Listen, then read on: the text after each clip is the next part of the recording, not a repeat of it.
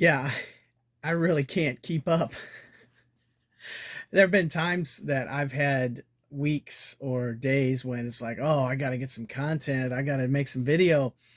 And the last week has been a bit crazy in the opposite direction. I have had the chance, the privilege, the opportunity, the blessing, for which I am very grateful, to do so much stuff that I've got more video than I can possibly post, and I don't know how to put it all, make it coherent yet. So maybe that'll all work out at some point. But for now, uh, please take a look at what will probably have to be considered the most hackiest muck hack face of technology hacks that I'm using an old iPad 1 version 1 as a camera so that I can get myself in the picture with my signboard as this bold new advancement in my video technology. Yeah, well, I'm going to keep working on it. I got to get much, much better at the editing stuff, as you, I'm sure, if you've watched many of my videos, can definitely affirm.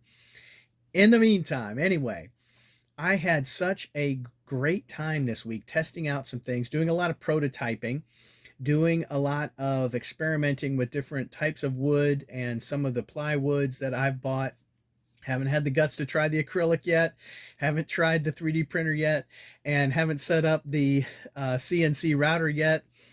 And thought I had the chainsaw working, and yeah, it's not. And so one of those projects is kind of on hold for a little bit. But just had a great time trying to learn how to use and improve my processes with the laser cutter. Did a Tried to do a deep initial cleaning, and maybe I'll get to show some of that at some point. Uh, Boy, the sap is building up so quickly. I don't know if it is probably because I'm using uh, salvage wood, pallet wood, rather than what is probably factory dried plywood, which itself has some issues sometimes with sap overstain. But I kind of like the way some of it looks, so I'm not exactly sure what I'm going to do about all that yet. I'm just trying to get better at understanding what's happening. And so, anyway, to get to it, I had the opportunity to try to make something for that is explained in the video to come here for cousin Carol, and really glad for the first effort. And then at the end here, I'm going to get to show you what the final product was that I think was going to be something I'm really proud, really blessed, happy to get to share with her so she can share it with her grandkids. So please take a look at this video, and I'd love to have your comments and thoughts. Really having to try to see if I can make this thing go as a business far faster, sooner, quicker, less organized than I was hoping, but here we are. Let's see if we can make it work. Thanks for watching. It has been a most fascinating morning here in Laserville. This is the back,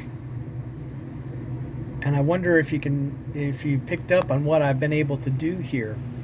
I cut out a sheet, and I wanted to have them as kind of as little advertising things or whatever. So I also made a little logo that I could cut, but because it's all on the sheet, I was able to copy the graphic of the exterior so that when it cut out, I could leave the sheet where it was, and because there's symmetrical shapes, I could just flip them over and then cut on the back. Man, this is a blast. And now I get to show what's on the front too. Anybody have an idea which graphic this is, this outer shape? I guess I have no way of knowing when you put your answer in the comments, but please let me know what you think. I don't think there are any licensing issues that I might face by using the Wingding's font book image, especially since I have changed it somewhat by making it a doubled pattern. There is a very grateful grandmother who is so proud of her grandkids who are deeply committed to their faith. And I thought this might be a nice way to make a little display of passages of scripture. Now, the cool thing is it could also be just about any quote from any book, especially for something quick. And this is on some walnut veneered plywood, and I'm going to experiment a bit with a stain to see if it pulls out the color or just kind of dampens and evens out the color. I don't really want it to even out, but these turned out very well, and I didn't cut through the back. That's good. And I'm thinking that these could be fun to have as something to share, and maybe a person might want to have a number of one specific verse or a quote from a book that is kind of personally important, and they want to have several of them to share with people. Now, this plywood may not be suitable as the final product for Cousin Carol, the very grateful and proud grandmother. So I'm also going to try to do a version where I'm using some of the pallet wood or other salvage wood. I don't get too much pallet wood that's this wide. That's a tough one. So some kind of salvage wood, maybe I can get some boards. I actually have some poplar that I'm planning to use for some of this. Okay, that's what it looked like with the plywood, and it's fine for what it is. Now, the lettering is not a distinctive or different enough shade or color from the plywood itself to be really legible, especially on those smaller pieces. But I tell you, one thing I loved learning was this idea of making burning templates so you could do two-sided stuff.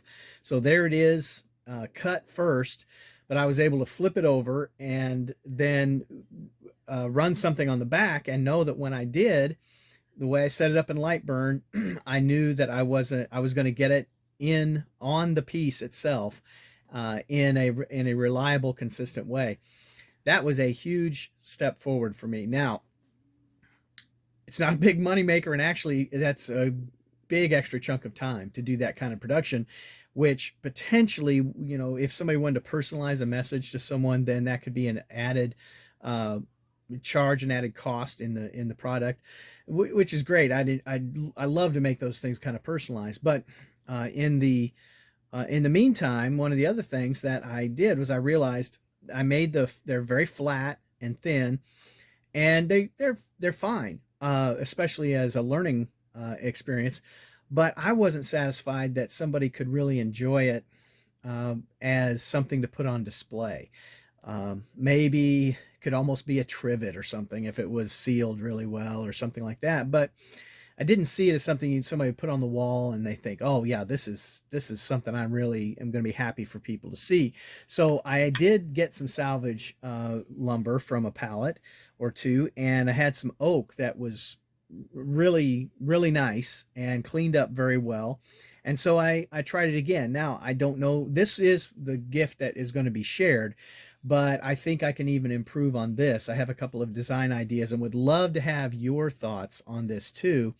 So please consider not just hitting the like button if you can, or if you feel that way, but also sharing a comment of what you think could be done to improve the look, the quality, whatever, and also any ideas you have for what quotes someone else might enjoy having. As I say in the video, I love to get great stuff from scripture, but I also love literature in general, and so I'm looking forward to doing some great lines from books, the classics or otherwise. And it just occurs to me while I'm talking, if I do get a little thumbnail graphic of a film reel, that there could be a whole series of quotes from movies, and that Yeah, that's going to be a blast now too, just as I think of it. But anyway, I'm getting a little long-winded here. Let me show you the other thing that I was able to finish that I'm going to then be able to share with cousin Carol so she can pass it on to her grandkids. So I made the a version of this on rather thick oak, and I did just try to get a touch of the charring off because it's a little sticky. So before I sprayed it with the sealer, the lacquer, I did take just a hair of the char off. But anyway, here's the piece, and this can actually be seen from several feet away. So this could go on a wall. Here's the other one, and really pleased in a lot of ways with how this turned out. Couple of ideas also. I bought wall hanger attachments, and I've put those on, but I also bought some of these little rubber nubs, some of them square, some of them little dots, that I put on. If it is hung on the wall, this will help keep it level because that little bit of friction off that will help keep it in place.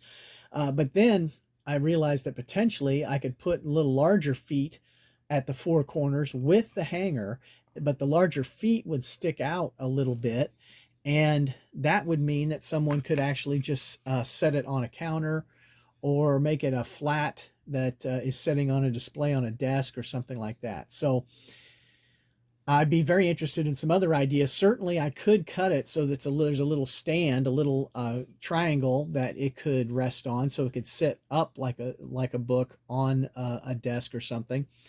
But I'm just, brainstorming ideas at this point and would love to have your thoughts on it. But as I say, I'm very happy with how they turned out and feel like they're of at least a decent enough quality that I can feel good about passing them on. And I hope that they'll be a big encouragement to Carol's grandkids, because they are a couple of sharp young people and really want to try and be an encouragement to them as much as I can. Well, yes, as I said, that is quite a ramble. Thanks so much for watching. And I should have probably said this at the beginning. I almost without exception, whenever I watch videos, I do not watch them at normal speed. I usually put them at 1.25 or 1.5. I like to get through stuff. I like to get the information, but I like to get through stuff as quick as I can. And if there's anybody's videos that should be listened to as quickly as possible, they're probably mine. So don't hesitate, please, to speed it up just to so you can see and get past maybe if I'm going on and on. But the main thing is, thanks so much for watching. I've got some new subscribers. I really appreciate everybody that takes time to look, and would love to have, as I say again and again, love to have your comments as well. So I have an idea about where maybe I could take this, and really trying to recognize that there are literally thousands of people, maybe tens of thousands of people around the country that are doing this kind of work, not to mention worldwide. And so I can't just expect that, all right, you're just going to make something out of wood and somebody's going to buy it. Well, maybe, but there needs to be something distinctive and there needs to be something special. I like the idea of the personalization, but that is probably not enough by itself either. So your thoughts, your comments, both positive and potentially, correctional or negative, are valued, because I need to think it through, like not just like a real businessman, but like a person trying to be creative, but in an effective way. Okay. Thanks very much. Hope you have a blessed week. I'm looking forward to seeing what's in store in another week that I have a feeling I will think of again as being too fast, but I ain't mad about it. I'm pretty excited, actually, and I can tell I'm excited by the occasional flash of panic attack anxiety that sometimes hits me, thinking like, what in the world am I doing? Is this going to work? Is this crazy? What? Yes, it could work, and yes, it's definitely crazy, but I'm sure glad I get to try. So thanks again.